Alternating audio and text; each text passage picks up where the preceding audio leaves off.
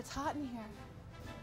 Hey everyone, welcome to Fresh Living. We've got a lot coming up today on Fresh Living. We're honoring those who have fought for our country. We're going to talk to an author who talks about soldiers from their wives' point of view in her new book, Band of Sisters. One woman that knows a lot about service, she's done a lot of research, is Annette Lyons. I'm going to pass by you here, Annette.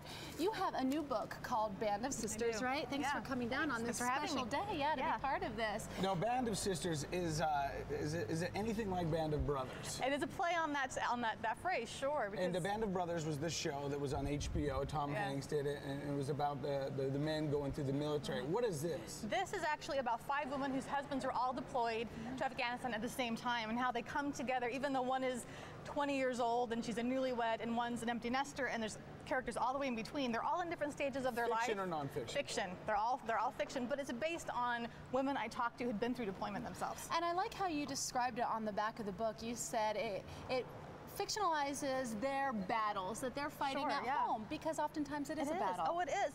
And the book actually started out with watching a friend of mine, a close friend, go through her own deployment, and realizing it's not what we thought. It wasn't even what she thought. And so I started picking her brain. What was it? What was she expecting that it wasn't? She expected, well, it'll probably be like being a single mother. Okay. Or maybe like having my husband travel a lot. Right.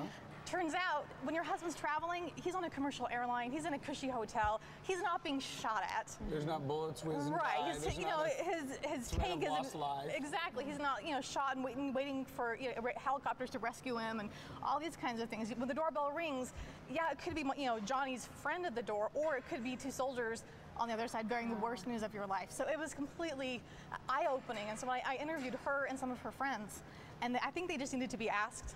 They poured out their souls to me. They opened up. They did. And I it was was probably sobbing. Therapeutic for them as I well, think so. to get a lot off their chest and their mind, and let everybody know that there are women out there who are thinking that and that are going through this. Oh, absolutely, and that's why I decided I have to do something with this. I did a magazine article about it, but that was this big, and the topic was so huge. I thought, these women and these families, not just women, but fathers too, who have soldiers deployed, they go through so much. What would be the appropriate age to start reading this, do you think? Oh, upper teen and up. It's aimed at women, but I think I know some teenagers who've enjoyed it as well. Whether your husband's in the military or not, how we could really all come together and our stories kind of, coincide going through the same thing. What did you personally take away from this, learning about what militaries go through? Because are you a military family? I'm not. Okay, so what did you learn? I learned, for one thing, that sometimes military families are hesitant to ask for help, but that doesn't mean they don't need it.